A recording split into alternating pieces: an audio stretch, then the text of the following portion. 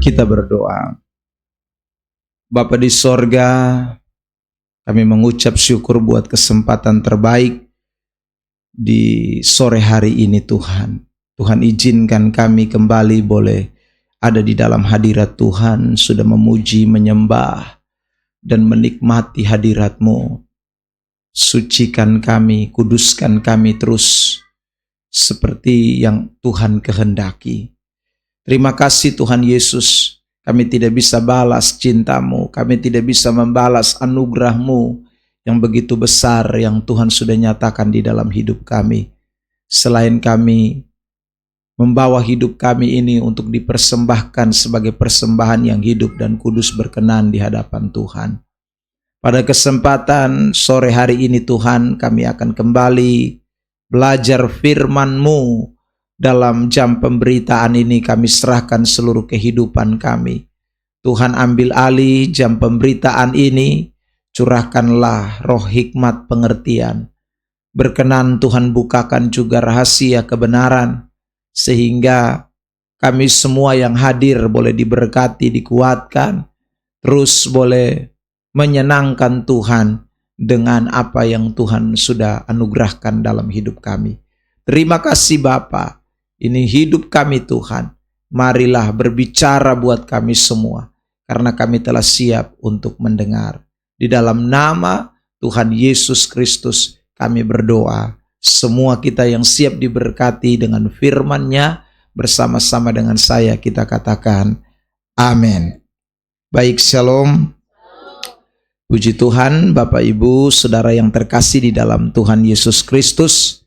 Bersyukur karena Tuhan izinkan kita boleh kembali berjumpa pada sore hari ini dalam ibadah ini, dan kita akan belajar firman Tuhan. Saya mengajak kita semua untuk membuka Alkitab kita dari Injil Yohanes pasal yang ke-14, ayat yang pertama sampai dengan ayat yang ke-18. Yohanes pasal 14 ayat pertama sampai dengan ayat yang ke-18. Tema khotbah pada sore hari ini adalah percayalah. Ya, Saudara, ini tema yang saya mau bagikan buat kita semua. Nah, sebentar dalam pembahasan kita baru kita akan memperhatikan pembacaan dari ayat-ayat yang saya sebutkan tadi, mulai dari ayat 1 sampai dengan ayat yang ke-18 ini. Namun saya ingin memberitahu terlebih dahulu kepada kita bahwa Yohanes 14 ini, ayat yang pertama sampai dengan ayat yang ke-18, kita bisa membaginya menjadi 3 bagian besar, ya. Ada 3 bagian besar yang disorot atau dibahas di dalam Yohanes 14 ayat 1 sampai dengan ayat yang ke-18. Bagian besar yang pertama, mari kita akan memperhatikan saudara yang terkasih, yaitu di dalam ayat 1, ayat yang ke-10 sampai ayat yang ke-12. Itu bagian besar yang pertama. Mari kita membaca terlebih dahulu ayat 1 sampai dengan ayat yang ke-1, lalu kemudian ayat 10 sampai ayat 12. Kita mulai ayat 1. 1, 2, 3. Janganlah gelisah hatimu, percayalah kepada Allah, percayalah juga kepadaku. Lalu ayat yang ke-10. Mari kita perhatikan ayat ini. Sampai ayat 12, 1, 2, 3. Tidak percayakah engkau bahwa aku di dalam Bapa dan Bapa di dalam aku? Apa yang aku katakan kepadamu, tidak aku katakan dari diriku sendiri, tetapi Bapa yang diam di dalam aku, dialah yang melakukan pekerjaannya. Percayalah kepadaku bahwa aku di dalam Bapa dan Bapa di dalam aku, atau setidak-tidaknya percayalah karena pekerjaan-pekerjaan itu sendiri. Ayat yang ke-12. Aku berkata kepadamu, sesungguhnya barang siapa percaya kepadaku, ia akan melakukan juga pekerjaan-pekerjaan yang aku lakukan. Bahkan pekerjaan-pekerjaan yang lebih besar daripada itu. Sebab aku pergi kepada Bapa. Saudara yang diberkati Tuhan Yesus Kristus, mari kita lihat ayat-ayat ini. Saudara, kalau perhatikan di ayat yang pertama dari Yohanes pasal 14, itu 2 kali Yesus menyoroti murid-murid soal kepercayaan mereka. Dikatakan begini, percayalah kepada Allah, percayalah juga kepadaku. Lalu di ayat yang ke-10 lagi, saudara, kembali Yesus menyoroti soal percayanya murid-murid. Dikatakan begini, tidak percayakah engkau? Nah, lalu ayat yang ke-11, saudara perhatikan lagi di situ. Dikatakan begini, percayalah kepadaku. Lalu di bagian terakhir, percayalah karena pekerjaan-pekerjaan itu sendiri. Lalu ayat 12, saudara, kembali lagi Yesus menyoroti soal percaya. Dikatakan begini, barang siapa percaya kepadaku. Jadi saudara, di bagian yang pertama dari Yohanes pasal 14 ayat 1 ini sampai ayat yang ke-18, kita menemukan bahwa Yesus sedang menyoroti tentang percayanya murid-murid. Dan ketika Yesus sedang menyoroti, kalau kita membaca teks tadi jelas bahwa ini bukan sebuah pengakuan bahwa murid-murid itu percaya atau pengakuan dengan percayanya murid-murid yang sungguh-sungguh, atau Tuhan Yesus sedang memuji percayanya murid-murid. Tetapi di dalam teks yang kita baca ini, nilai bahwa Yesus sedang mencela atau Yesus sedang mengatakan tersirat di dalamnya bahwa murid-murid sebenarnya sedang trouble dalam percaya mereka kepada Tuhan. Percaya mereka sedang mengalami terganggu, saudara yang terkasih di dalam Tuhan. Karena itu berulang-ulang kali Yesus mengajak, percayalah, percayalah. Tidakkah kamu percaya? Barang siapa percaya. Nah itu saudaraku adalah kata-kata ajakan untuk murid-murid supaya ada pemulihan terhadap percaya mereka kepada Tuhan. Saudara, pertanyaannya begini, loh, kenapa murid-murid mengalami keraguan di dalam percaya mereka kepada Tuhan? Mari kita lihat teks ini. Saudara, ayat yang pertama tadi, lalu sekarang kita lihat di ayat yang kedua dan ayat yang ketiga lebih dulu. Mari kita mau baca teks ini. Ayat yang kedua dan ayat yang ketiga dari Yohanes pasal 14. Ya, 1, 2, 3. Di rumah Bapakku banyak tempat tinggal. Jika tidak demikian, tentu aku mengatakannya kepadamu. Sebab aku pergi ke situ untuk menyediakan tempat bagimu. Jadi Yesus ini mau pergi ke tempat Bapanya, ke rumah Bapanya. Dengan kata lain, Yesus akan meninggalkan murid-murid, saudara yang terkasih di dalam Tuhan Yesus Kristus. Lalu ayat 4 di sana dikatakan begini, langsung ayat 4. Ya, Yohanes 14 ayat 4 dan 1, 2, 3. Dan kemana aku pergi, kamu tahu jalan ke situ. Lalu ayat 5.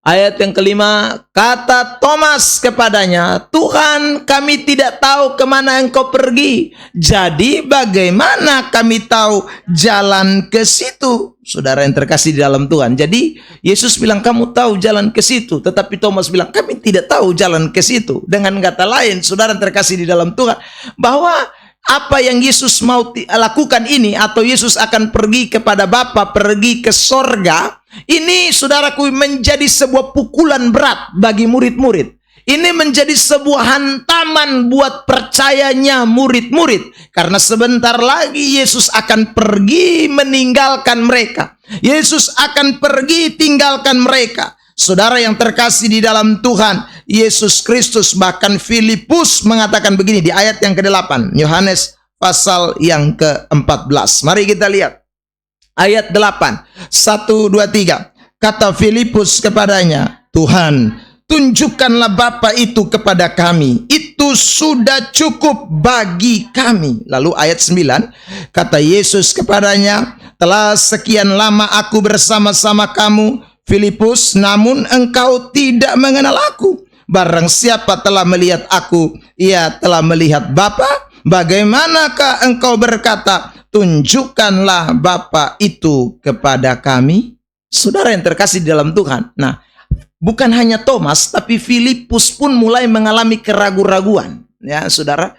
Thomas tidak tahu rumah Bapa itu yang mana, saudaraku. Thomas tidak tahu jalan ke sorga itu yang lewat siapa. Filipus lagi tanya, Bapa itu yang mana, saudara yang terkasih di dalam Tuhan? Lalu Yesus jawablah, kalau kamu bersama-sama dengan aku, kamu kenal aku, seharusnya kamu tahu siapa Bapa itu, saudara yang terkasih. Maksudnya apa?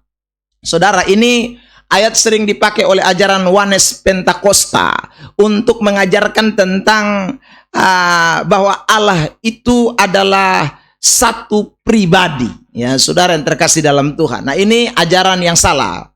Ajaran Ones Pentakosta ini ajaran yang keliru. Saudara yang terkasih, bahwa Yesus mengatakan Bapa melihat aku itu melihat Bapa, itu tidak berarti bahwa Yesus dengan Bapa itu sama. Ya, saya ulang ya. Bukan berarti Yesus dengan Bapa itu sama di dalam kepribadian. Tetapi yang dimaksud kamu lihat aku, kamu melihat Bapa, itu maksudnya adalah Allahnya, kealahannya. Jadi kalau melihat Yesus itu adalah Allah, maka melihat Bapa itu adalah Allah. Itu satu hakikat, saudara yang terkasih di dalam Tuhan. Tapi pribadi yang berbeda. Pribadinya tidak sama. Jadi ini tidak boleh ditafsirkan bahwa lihat Yesus itu berarti melihat Bapa dalam konteks pribadi. Ini dalam konteks kealahannya, saudara. Maksudnya bahwa dalam kealahan Bapa dan kealahan Yesus itu setara, tidak berbeda. Jadi kalau selama ini kamu ikut aku, kamu melihat aku sebagai Allah, maka sebenarnya kamu sudah melihat Bapa. Saudara yang terkasih di dalam Tuhan Yesus Kristus. Nah, kenapa timbul semua keraguan-raguan ini, ketidakpercayaan ini, saudara yang terkasih di dalam Tuhan? Karena yang mereka pahami, saudara yang terkasih dalam Tuhan, bahwa Sang Mesias atau Sang Juru Selamat itu kalau datang, maka Sang Juru Selamat itu akan memulihkan Israel. Yang mereka pahami selama ini adalah kalau Sang Mesias itu datang, saudara yang terkasih di dalam Tuhan, Sang Mesias itu akan memberi kemerdekaan kepada Israel. Tapi sekarang Yesus bilang, saya akan pergi kepada Bapa, saya akan pergi kepadanya. Jadi ini mulai meragukan ini Allah sungguhan atau bukan ya? Ini Tuhan sungguhan atau bukan loh? Ini Mesias atau bukan? Loh, buktinya dia akan tinggalkan kita lagi. Lalu kita mau tunggu siapa lagi yang akan datang? Saudara yang terkasih di dalam Tuhan Yesus Kristus. Dan ini adalah sebuah fondasi. Ketika percayanya mereka kepada Yesus tentang kealahan Yesus itu sudah mulai goyah, maka semua percaya mereka terhadap apapun yang Yesus kerjakan pun menjadi goyah. Lihat ayat yang tadi kita baca. Ayat 10 sampai dengan ayat yang ke-12. Saudaraku, ada dua kalimat penting yang kita soroti di ayat yang ke-10 dan ayat yang ke-11. Di ayat yang terakhir, sudah 10, ayat 10 terakhir, dialah yang melakukan pekerjaannya.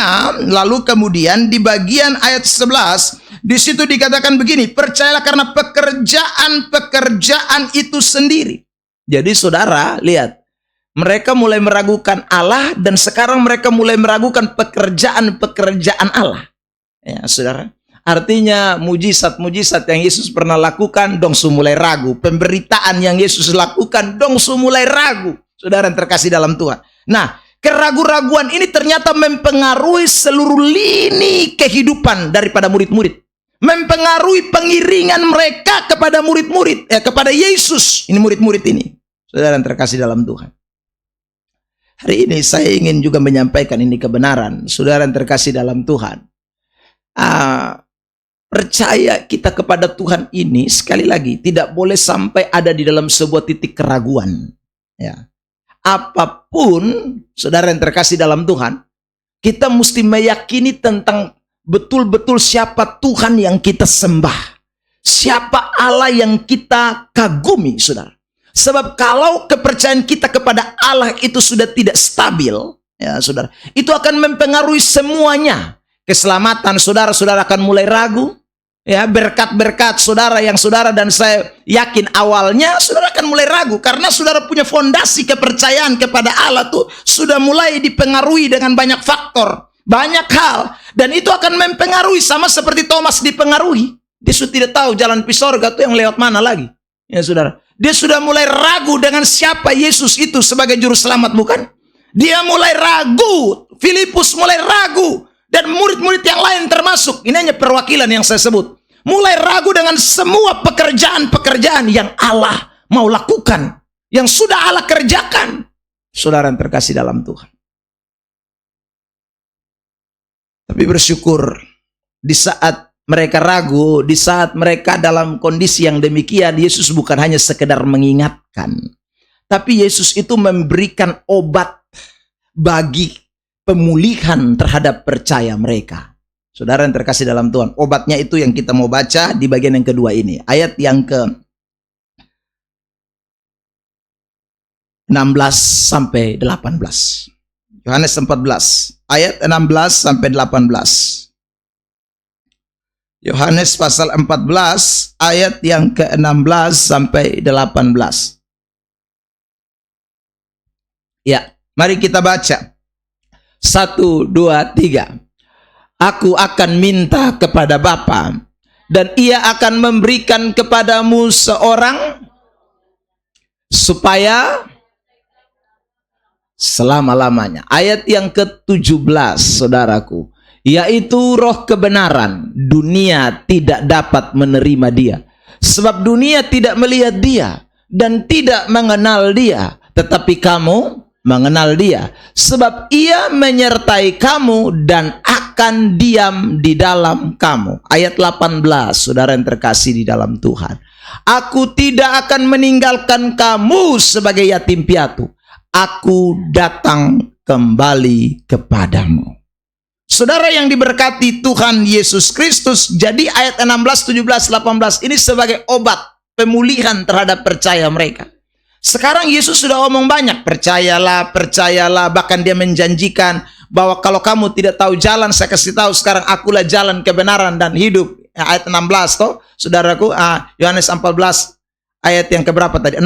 Akulah jalan, kebenaran, dan hidup, barang siapa datang kepadaku, dia akan selamat. Ya saudara, lalu kemudian mereka tidak percaya kepada pekerjaan-pekerjaan. Yesus kemudian kasih kuat mereka bahwa kamu bukan hanya melakukan pekerjaan-pekerjaan yang aku lakukan, tapi pekerjaan-pekerjaan yang lebih besar dari apa yang aku lakukan. Tapi saudara yang terkasih dalam Tuhan, meski Yesus sudah omong begini, ya, tetapi saudara, bagaimana hal ini bisa terrealisasi?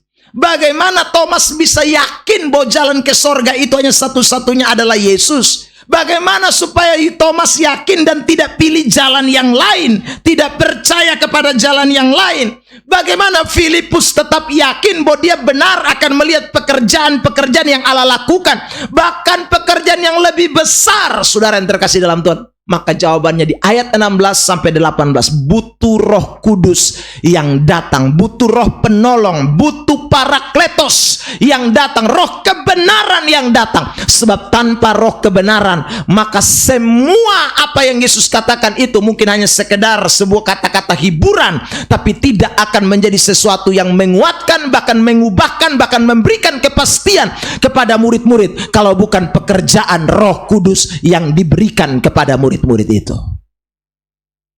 Saudara yang terkasih dalam Tuhan, hari ini juga demikian. Saudara mau rajin pergi gereja, rajin datang PD, dengar khotbah terus, Yesus adalah Allah, Yesus adalah Tuhan, Yesus juru selamat. Saudara yang terkasih dalam Tuhan, tapi kalau Roh Kudus tidak menguasai hidup saudara, maka kata-kata pendeta yang saudara dengar semua itu hanya kata-kata hiburan semata. Ya, saudara pulang, saudara akan pilih jalan lain, saudara akan pilih Yesus yang lain, saudara akan mengikuti Mesias yang lain. Karena sekali lagi Roh Kudus itu tidak memberikan saudara kepercayaan yang sungguh. Kita butuh Roh Tuhan dalam hidup kita. Kita butuh Roh Allah yang bekerja dalam hidup kita. Sebab tanpa Roh Kudus tidak mungkin orang mempercayai bahwa Yesus itu adalah juru selamat satu-satunya. Ada amin?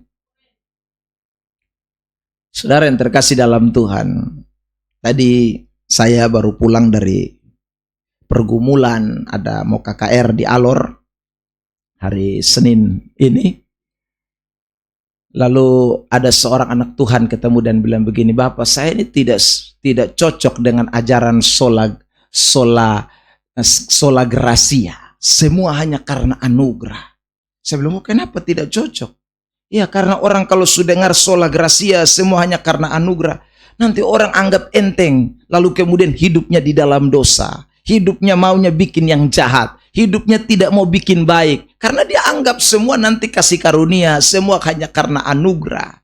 Saudara yang terkasih di dalam Tuhan, lalu jadi kita harus bicara soal perbuatan baik, kita harus bicara soal kejahatan, kita untuk melakukan sesuatu yang baik, bertobat, tinggalkan kejahatan, kita harus bicara itu lebih kuat, supaya orang mau tinggalkan yang jahat dan menuju kepada apa yang benar. Saudara, saya bilang dua-duanya tidak salah. Tapi biar kita koar-koar sampai mulut babusa. Ya, saudara. Ya, saudara yang terkasih dalam itu, kita pun suara mau pakai sound system yang hebat, secanggih apapun. Kalau Roh Kudus tidak buka hati ini manusia-manusia, ya, maka saudara yang terkasih di dalam Tuhan, semua pemberitaan kita itu pemberitaan palsu dan pemberitaan omong kosong bagi mereka. Ya. Nah, kalau begitu, kalau Roh Kudus buka, kalau Roh Kudus yang bekerja, maka itulah yang disebut dengan anugerah. Artinya kita tidak ada apa-apanya. Kita cuma hanya jadi alat yang dipakai sudah untuk menyatakan, tapi kalau tanpa itu Roh Kudus, maka semuanya menjadi sia-sia. Semuanya menjadi tidak ada arti. Maka itulah pentingnya sola gracia, pentingnya anugerah di dalam hidup ini. Karena ternyata semuanya kalau tidak anugerah tidak bisa. Saudaraku, kita sudah doa, saya bilang, ya, persiapan mati pun, tapi Tuhan bilang, batal, tidak usah berangkat. Lu mau bikin apa? Ya saudara, jadi kalau kita bisa berangkat pun itu karena anugerah. Kalau kita sampai di sana lalu kemudian Tuhan bilang, usir mereka pulang semua. Ya, bikin keras dompu hati. Sama seperti bangsa Israel ketika Yesaya mau beritakan Tuhan, tutup mereka pun telinga semua. Mau bikin apa kita?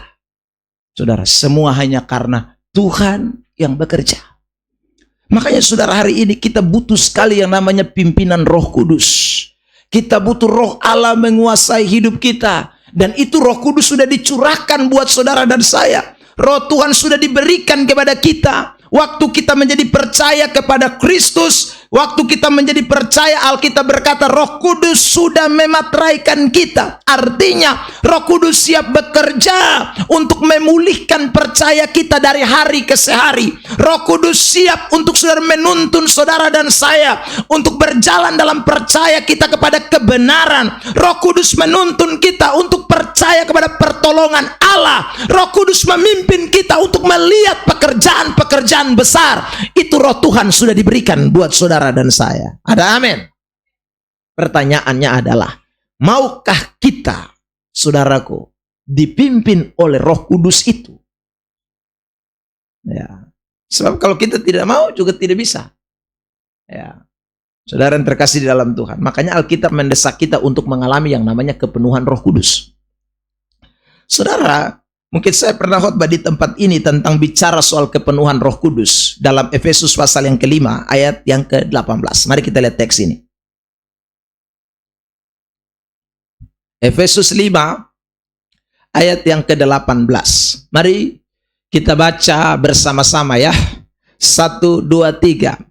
Dan janganlah kamu mabuk oleh anggur, karena anggur menimbulkan hawa nafsu. Tetapi hendaklah kamu, hendaklah, ini kata perintah, ditulis dalam bentuk imperatif, kata perintah. Tapi imperatif present tense, artinya kata perintah yang terus menerus, saudara. Jadi kalau dikatakan hendaklah penuh dengan roh, itu maksudnya setiap hari kita penghidup itu dikuasai Roh Kudus, dipimpin oleh Roh Kudus, saudara. Jadi orang Kristen itu tidak bisa, meskipun dia sudah terima Roh Kudus, tapi kalau dia tidak membiarkan, ini kata perintah, artinya ada action dari hidup kita untuk membiarkan Roh Kudus itu menguasai seluruh panca indera kita, menguasai seluruh eksistensi hidup kita, itu mesti terus. Makanya juga ada ayat larangan begini, 1 Tesalonika 5 ayat yang ke-18. 1 Tesalonika 5 ayat yang ke-19, 19 ayat 19. Kalimat pendek. 1, 2, 3, janganlah. Saudara yang terkasih dalam Tuhan, kalimat ini tidak berarti bahwa Roh Kudus itu bisa kita matikan. Tidak bisa. Ya, saudara. Tapi kata padamkan itu maksudnya Roh Kudus itu menjadi pasif dalam hidup kita. Roh Kudus itu tidak dibiarkan menguasai hidup kita. Roh Kudus itu, saudara yang terkasih dalam Tuhan, tidak memenuhi seluruh hidup kita. Nah, itu yang bikin soal. Ya. Kalau Roh Kudus itu tidak memenuhi seluruh hidup kita, tidak menguasai hidup kita, saudara yang terkasih dalam Tuhan, akan timbul banyak sekali keraguan-raguan dalam hidup ini. Makanya Roma 8, saja kita lihat ini, ayat 14 mulai. Ya. Roma 8 ayat 14 mulai sampai dengan ayat 16. Mari kita baca, saudara yang terkasih dalam Tuhan. 1, 2, 3. Semua orang yang dipimpin Roh Allah adalah, ya, jadi kalau dipimpin Roh Allah, Anda dan saya itu disebut anak Allah. Dikuasai oleh Roh Allah itu disebut anak Allah. Lalu ayat 15, saudara, sebab kamu tidak menerima apa? Yang membuat kamu menjadi, tetapi kamu telah menerima Roh yang menjadikan kamu anak Allah. Oleh Roh itu kita berseru, ya Aba, ya Bapa. Saudara yang terkasih, jadi kalau kita tidak terima itu Roh Kudus atau Roh dari Allah, Roh Allah itu tidak menguasai kita, kita pasti ada dalam ketakutan.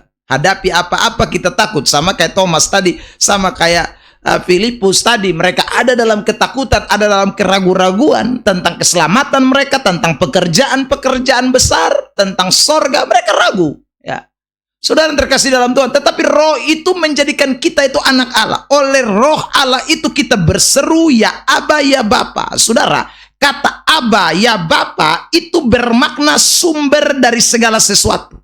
Ya.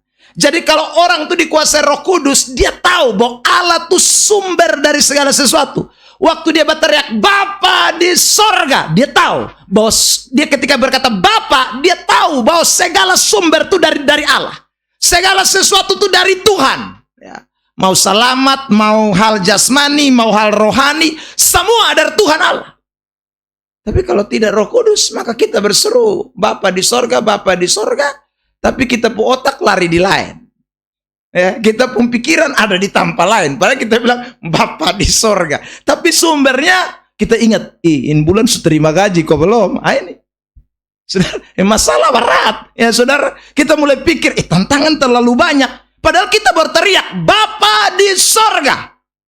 Orang kalau dipimpin Roh Kudus, dia tahu ketika dia berseru ya Aba, ya Bapa, dia tahu. Saudara lihat, ini lebih jelas ayat 16. Mari kita lihat.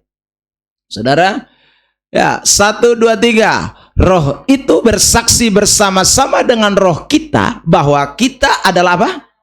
Nah, kata bersaksi itu maksudnya punya keyakinan. Jadi Roh Kudus itu bikin kita yakin bahwa kita ini anak Allah.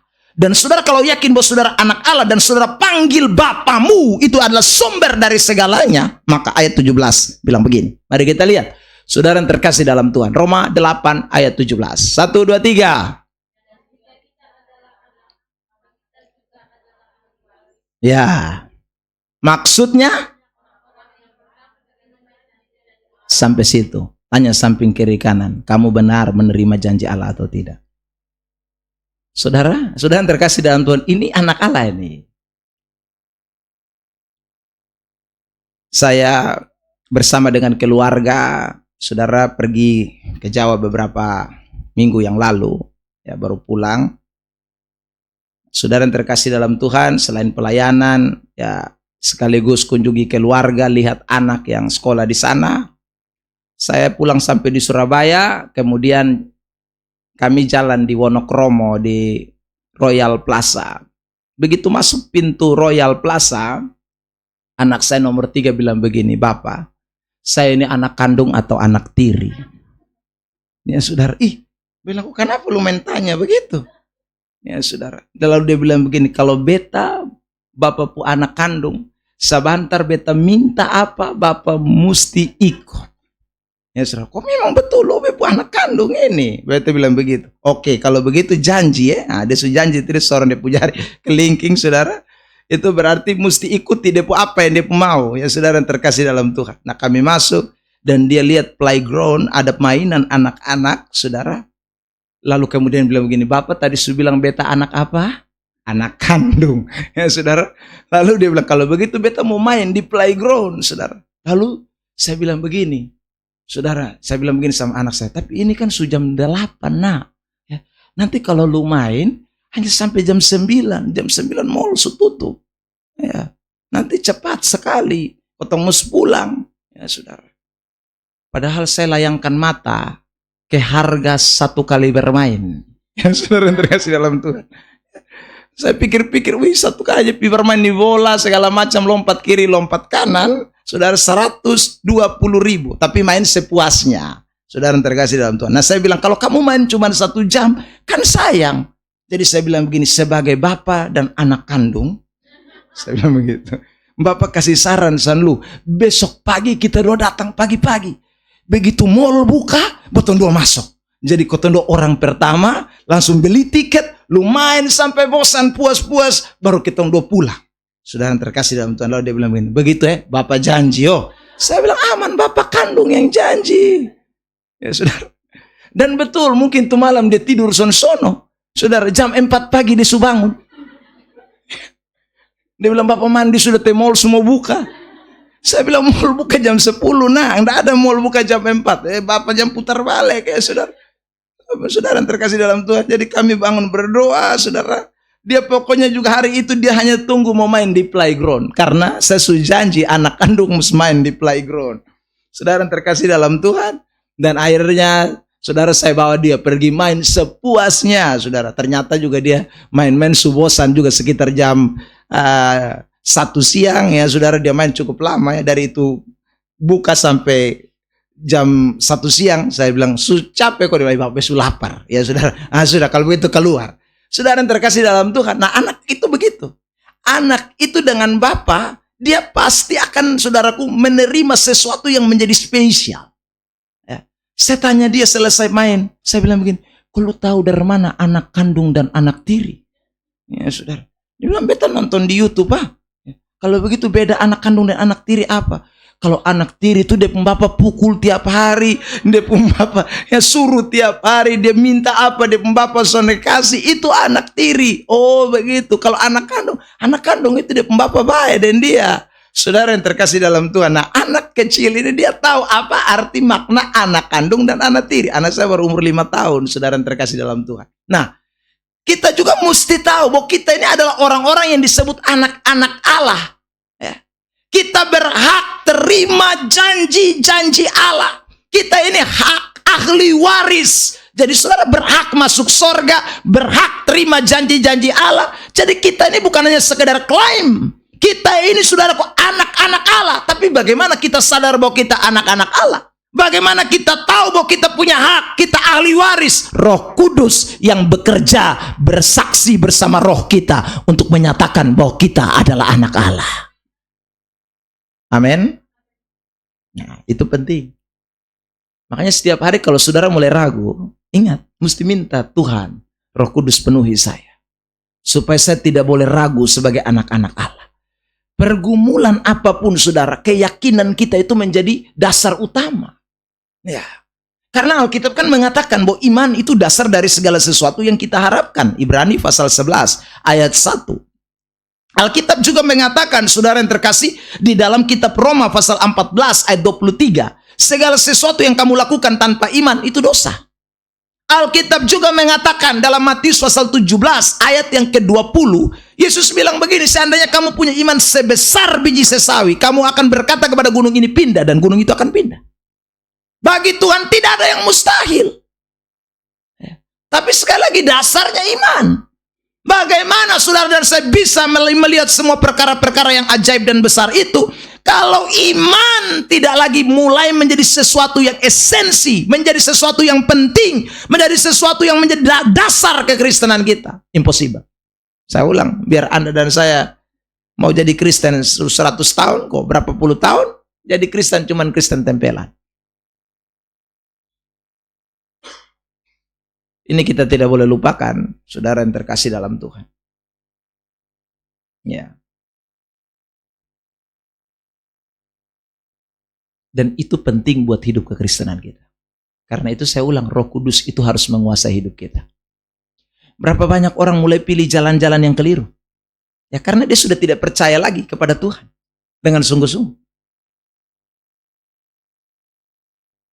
Saya punya anak tamat kemarin, lalu saya tanya, "You mau bagaimana? Kuliah?"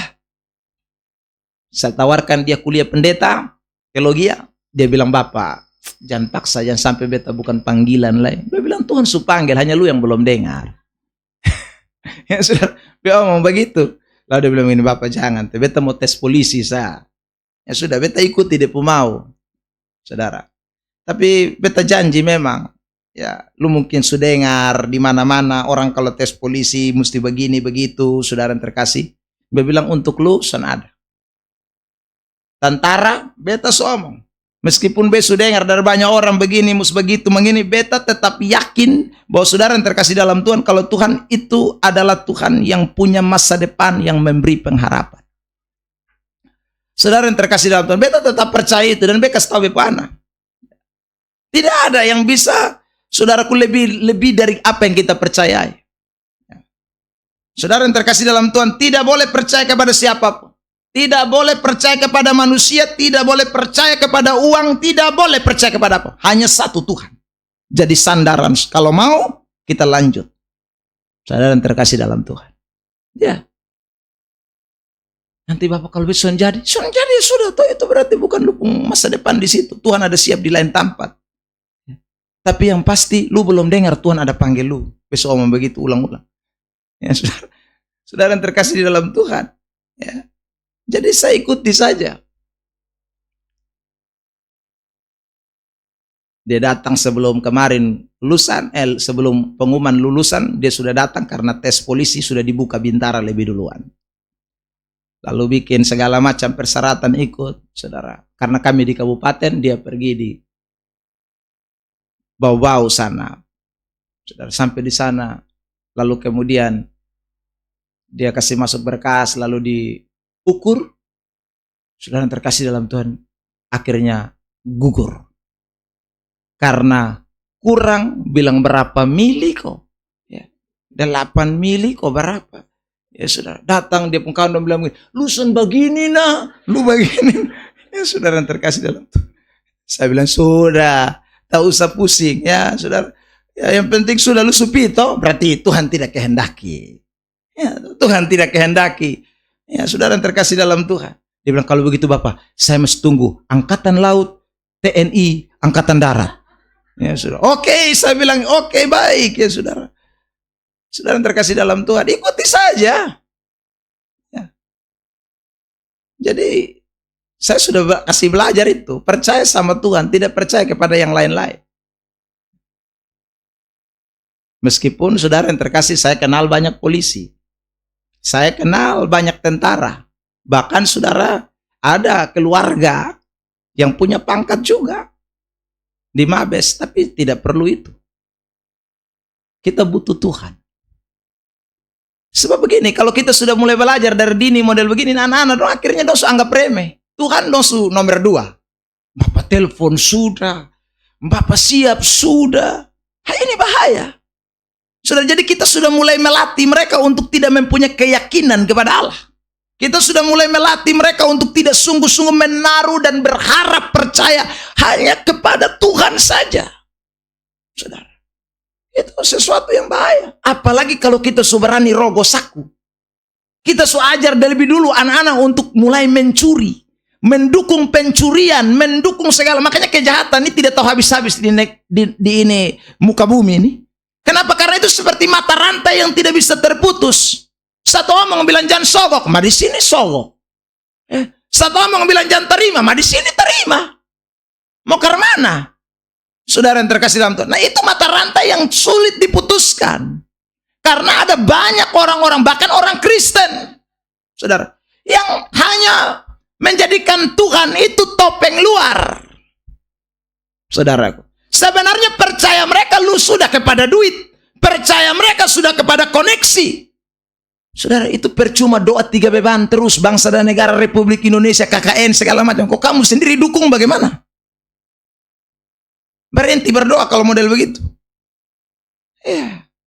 Berhenti kotong khotbah tentang jangan pencuri dan segala macam. Kalau kotong cuma sedukung hal-hal begitu. Saudara yang terkasih dalam Tuhan. Saya pernah naik motor. Cukup lama itu. Ya saudara. Saya lari karena cukup kencang. Saya tidak tahu plat nomor di belakang tuh. Kan mungkin dol depu itu karena getaran tuh. Jadi ini plat mangkali jatuh di seputaran Lasiana atau mungkin Tarus. Nah, bepung sampai di bawah haus itu dong ada batilang rame. Saudara. Oh, beta juga pede. Karena berasa STNK lengkap, ya SIM ada, ya motor jus, kaca spion lengkap. Beson sadar kalau plat belakang sutam pias. Saudara yang terkasih dalam Tuhan. Jadi bepung berhenti. Polisi bilang, mana? STNK, SIM. Beta kasih keluar SIM, STNK semua. Dia main keliling ini motor. Ya saudara, saya bilang Pak lengkap semua Pak. Minta maaf Pak, ini plat di belakang tidak ada Pak. Saya bilang, masa? Saya pilih tadi betul plat tidak ada lagi. Waduh minta maaf Pak, plat mangkali jatuh. Tidak bisa Pak, ini pelanggaran. Wih, saya bilang pelanggaran kau tahu karman. Ya sudah, jadi bagaimana Pak? Dia bilang ya Pak bagaimana? Mau aman? Saya tidak mau aman Pak. Ya, jadi bagaimana? Ya Pak kasih surat tilang. Kasih. Saudara yang terkasih. Saya minta. Nah Pak, nanti Pak tilang itu lah. Kalau surat tilang nanti mesti ikut sidang. Saya pi sidang, Lukas datang. Kasih datang. Ya. Saudara yang terkasih dalam Tuhan. Kalau memang itu pelat hilang itu pelanggaran, sudah lu kasih surat tilang bet. Bakal gitu Pak, STNK saya tahanlah. Tapi kasih surat supaya nanti beta sampai jangan sampai bos ada tepa di sebelah alai ya toh beta tingkat tunjuk toh ya, supaya beta bisa jalan saudara. Dan betul akhirnya STNK don tahan, saya ikut sidang saudara. Ya ikut sidang di apa Welmasi sana. Pas jadwal sidang saya sidang sampai sidang toki palu tik 20.000 bayar ya, toh, saudara. Itu kan kita bayar di sidang. Saudara yang terkasih, jangan kasih di tengah jalan. Karena di tengah jalan itu dompi beli lauk pauk. Sorry ya saudara, saya mesti omong itu. Ya. Dan itu kita mendukung sesuatu yang saya sebut mata rantai tidak akan terputus. Saudara terkasih dalam Tuhan. Makanya saya kalau diizinkan khotbah di Polda pun saya selalu bilang, biarpun pendeta kalau tidak bayar pajak tilang. Ya. Tilang, STNK tidak ada, tilang. Saudara yang terkasih dalam Tuhan. Ya ikut aturan yang berlaku. Kalau tidak sekali lagi susah. Ini negara akan tidak bisa jadi orang-orang juga tidak akan saudaraku bebas dari semuanya itu. Nah ini kita tidak boleh lupakan sebagai anak-anak Tuhan, orang-orang percaya. Saya mau ingatkan kepada kita semua ya. Percayalah kepada Tuhan, taruh harapanmu hanya kepada Allah ya. Saudara, karena Tuhan tidak pernah ciptakan saudara tanpa ada maksud. Tidak pernah. Saudara yang terkasih, Tuhan cipta kayu seada dia pun tujuan. Apalagi cipta manusia yang bernafas ini. Ya. Tuhan cipta binatang yang tidak ada otak itu saja ada tujuannya. Ya. Apalagi cipta kita manusia, saudaraku, yang punya segala macam kelebihan. Yang lebih mulia dari segala ciptaan. Terlampau amat naif kalau saudara dan saya Tuhan tidak punya tujuan dalam hidup ini. Amin. Percayalah. Haleluya. Nah itu. Jadi saudara yang terkasih dalam Tuhan, tema khotbah hari ini sekali percayalah. Dan itu butuh Roh Kudus bekerja dalam hidup ini. Tiap hari, tiap saat minta Roh Kudus pimpin hidup saya. Roh Kudus nyatakan. Kalau Roh Kudus nyatakan itu dalam hidup saudara, saudara akan diingatkan bahwa saudara anak-anak Allah. Dalam pergumulan, dalam apapun saudara akan tahu bahwa saudara anak Allah. Dan anak-anak Allah berhak menerima janji-janji Allah. Terakhir, yang ketiga. Saudara, orang kalau Roh Kudus sudah kuasai dia percayanya dipulihkan. Ini yang akan terjadi. Yang ketiga, Yohanes pasal 14 ayat 1. Yohanes 14 ayat 1. Ini yang akan terjadi. Sama-sama kita baca kalimat ini. 1, 2, 3. Janganlah gelisah Bilang samping kiri kanan, kamu lagi gelisah atau tenang? Kalau saudara lagi gelisah, itu ayat harus disambung. Percayalah. Percayalah. Jadi orang yang gelisah itu orang yang tidak percaya. Orang yang gelisah itu orang yang percayanya lagi drop. Orang yang gelisah itu orang yang percayanya lagi trouble. Orang yang lagi trouble, sekali lagi percaya, itu berarti Roh Kudus harus penuhi hidupnya. Supaya kalau Roh Kudus penuhi hidupnya, dia percaya kembali, dia tidak akan gelisah. Saudara, kata gelisah ini dipakai kata tarazo dalam bahasa Yunani. Itu artinya begini, ada sesuatu yang mengakibatkan. Bisa itu permasalahan, itu penderitaan, itu aniaya, saudaraku. Itu yang mengakibatkan. Ya. Jadi saudara, dalam hidup ini siapa yang tidak alami masalah? Tapi kalau Roh Kudus pimpin saudara dan saya, kita punya percaya yang sungguh kepada Allah, maka kita tidak akan gelisah meskipun di tengah persoalan, di tengah tantangan, di tengah masalah, di tengah berbagai macam kemelut hidup. Kita akan tenang menghadapinya. Kita akan tenang melewatinya. Karena sekali lagi, percaya kita betul-betul dipimpin oleh Roh Kudus. Anak-anak Allah. Saudara yang terkasih dalam Tuhan. Dulu saya masih kecil, saya paling takut ya tidur sendirian. Jangankan tidur sendirian, saudara. Ya. Ke belakang saja, orang semua ada di depan, saya di belakang sendiri, saya takut. Saudara yang terkasih dalam Tuhan. Jadi saya minta, mesti ada yang temani, papa atau mama. Mesti temani terus. Saudara yang terkasih dalam Tuhan. Tapi begitu kalau orang tua temani, saya rasa nyaman. Rasa tenang, saudara. Ya. Kenapa? Karena ada yang menemani. Hidup ini juga sebenarnya begitu. Kenapa orang bisa gelisah ketika dalam masalah? Karena tidak ada yang menemani. Bukankah Yesus sudah Alkitab berkata Mazmur pasal yang ke-23. Di dalam lembah kekelaman sekalipun, itu Tuhan gembalamu itu ada. Dia menyertaimu, gada dan tongkatnya menyertai engkau. Jadi saudara, kalau kita bersama dengan Tuhan, di mana saja kita pasti akan tenang. Mau lembah kekelaman, mau rumput hijau, mau air tenang, air kering, saudaraku, mau di padang gurun, saudara, kita akan tenang. Karena yang menyertai kita adalah Allah. Yang menyertai kita adalah gembala baik. Yang menyertai kita sumber dari segalanya. Saudara pasti akan tenang. Ada amin? Percayalah. Makanya saudara, ingat, kalau sudah mulai gelisah, ingat Tuhan, aduh, beta sudah mulai ragu nih, mesti percaya. Ya, kembalikan percaya saudara kepada Tuhan. Itu yang Tuhan inginkan. Yang kedua, selain orang kalau dipulihkan itu dia mulai tidak gelisah, hatinya mulai tenang menghadapi sesuatu. Ayat 10 tadi kita melihat ayat 11 dan ayat 12, tapi kita langsung di ayat 12 saja. Ya, puncaknya. Ayat 12 ditampilkan, Yohanes pasal 14. Ya. Aku berkata kepadamu, sesungguhnya barang siapa percaya kepadaku, ia bahkan pekerjaan-pekerjaan yang lebih besar daripada itu. Saudara, pekerjaan apa saja yang Yesus lakukan? Yesus itu mempunyai dua jenis pekerjaan besar.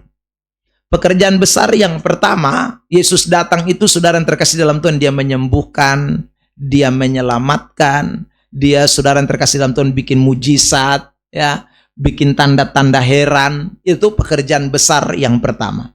Tapi ada pekerjaan besar yang kedua yang Yesus lakukan. Dan saudara, pekerjaan besar yang kedua ini, kita akan melakukan jauh lebih besar dari apa yang Yesus lakukan. Apa itu pekerjaan besar yang kita akan lakukan jauh lebih besar dari apa yang Yesus kerjakan? Yaitu memberitakan Injil. Itu adalah pekerjaan yang saudaraku Yesus lakukan. Tapi saudara kalau baca Alkitab, Yesus itu kan hanya keliling Yerusalem, Yudea, paling top Samaria. Ya, itu saudara. Tapi kita bukan hanya saja akan memberitakan Injil hanya di ruang lingkup yang kecil. Ayat ini menjanjikan pekerjaan-pekerjaan yang lebih besar kita akan lakukan. Dan itu yang real fakta hari ini terjadi. Saudara bisa melihat sekarang pemberitaan Injil luar biasa. Ya. Saudara, Yesus tidak pernah sampai di NTT, tapi Injil sudah sampai di NTT. Itu berarti ada pekerjaan yang lebih besar yang sudah dilakukan oleh orang-orang selain Yesus. Saudara yang terkasih dalam Tuhan, murid-murid, saudara yang terkasih dalam Tuhan, melayani bukan hanya di Yerusalem, Yudea, tapi mereka sampai ke, saudaraku, daerah-daerah Asia. Mereka sampai ke Pamfilia, mereka sampai di Frigia, mereka sampai ke daerah-daerah Antioquia dan sebagainya. Mereka mengelilingi, saudara yang terkasih dalam Tuhan. Bahkan Paulus sampai ke, bahkan Thomas sampai ke India memberitakan Injil. Artinya mereka mulai melakukan pekerjaan-pekerjaan yang lebih besar. Lalu tongkat estafet itu diberikan lagi kepada kita semua. Hari-hari ini, saudara, Injil lebih lagi menyebar luas. Saudara, ya.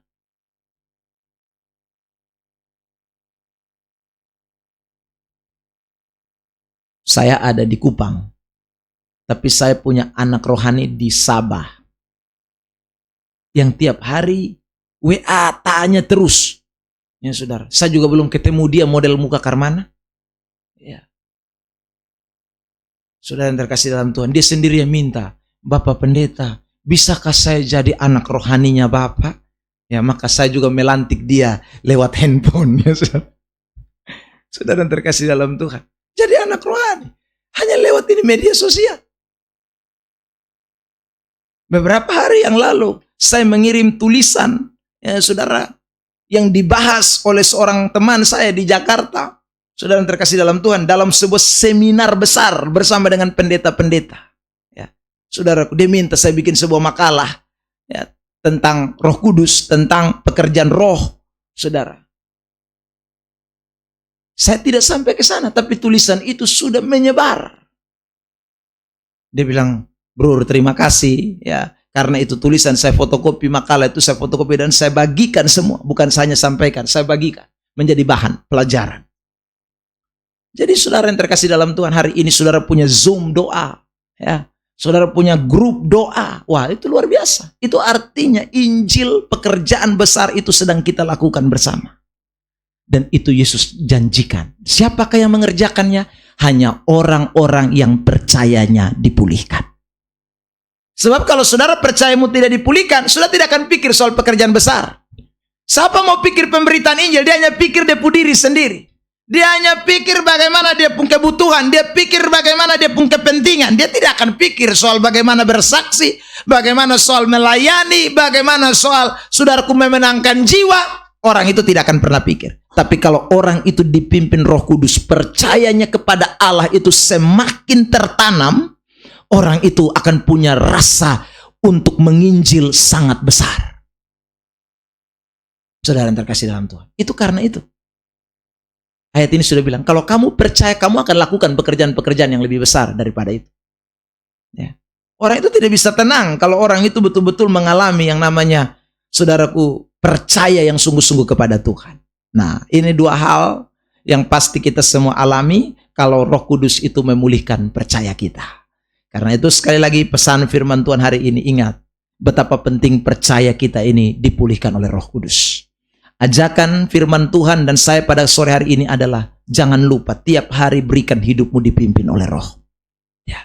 Tiap hari saudaraku dalam doa ingat, Tuhan penuhi saya. Biarkan roh saya menyala-nyala dan saya layani Tuhan. Biarkan Roh Kudus menguasai seluruh eksistensi hidup saya. Karena tanpa Roh Kudus percaya kita menjadi kabur. Saudara, Tuhan Yesus memberkati kita dengan firman-Nya. Mari kita mau bersyukur buat firman Tuhan.